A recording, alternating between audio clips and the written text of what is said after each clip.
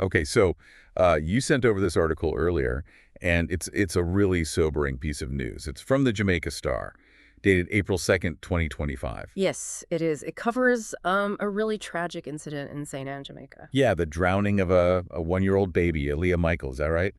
From Golden Grove District. That's correct. Aaliyah Michael, just 1 year old. It's heartbreaking. And the core of the report, the thing that really jumps out, is the allegation.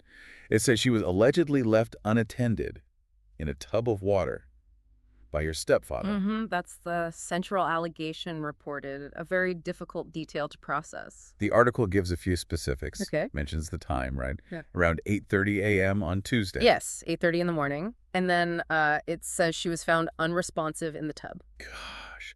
And then rushed to the hospital, St. Anne's Bay Regional Hospital. Correct. Where tragically she was pronounced dead. And the police are involved too, the Claremont police, the report says. Yes, the Claremont police are reportedly investigating the matter, so it's clearly being looked into Yeah. officially. Right. So for this deep dive, based just on this article you shared, our aim is to kind of unpack the key facts as reported, understand the immediate implications, and maybe think about what questions this raises, for anyone reading it. Exactly. It's about carefully examining the information presented in this initial news report and acknowledging the seriousness of the situation while recognizing it's an ongoing investigation. Okay, so let's just look closer at what the Jamaica Star actually laid out. It's quite a concise report, isn't it? It is, yeah. Standard for an initial news break, really. Gives the essential details. We've got the Juliet's a Michael, 1-year-old, the Where Golden Grove District, St. Anne. Yeah.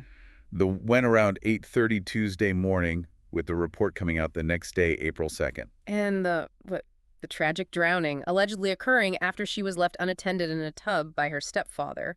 That specific allegation is stated quite directly. It is. It really focuses the attention immediately on, well, the circumstances around supervision, doesn't it? Absolutely. That phrase, allegedly left unattended, is doing a lot of work there, signaling the core issue being reported. And the outcome described, finding her unresponsive, the rush to the hospital, being pronounced dead, it paints a very sudden, very final picture. It does. It highlights the potential speed of such tragedies, especially involving water and very young children. And the mention of the Claremont police investigation is key. Mhm. That tells us this isn't just being reported, it's being formally examined by authorities. Precisely. An investigation means they'll be gathering evidence, speaking to witnesses, trying to establish a full sequence of events. It's far from a closed book. Which makes you think about everything the article doesn't say. The context, the moments leading up to it.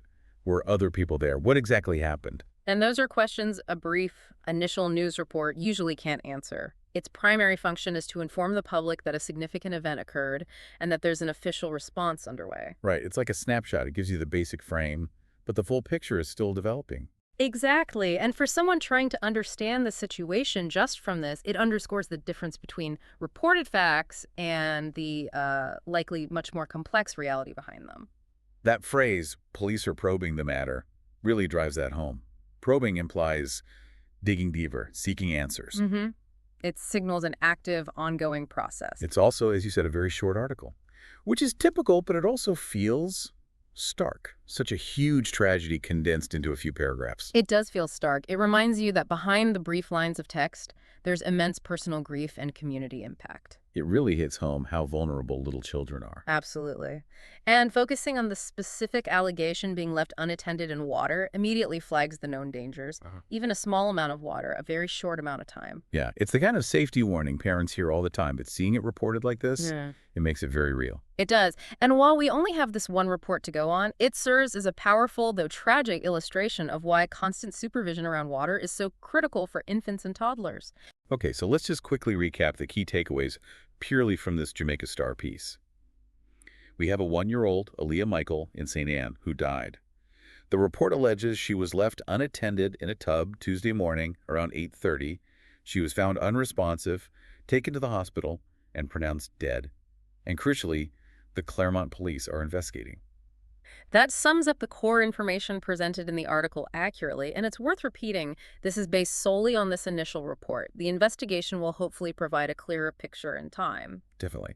Just looking at this single report, though, it certainly prompts you to think hard about, well, caregiver responsibility and how incredibly quickly things can go wrong. It's unsettling, isn't it? It really is. These kinds of news items, as difficult as they are, often serve as those stark reminders, prompting reflection on vigilance, safety, and just the fragility of life, especially for the very young.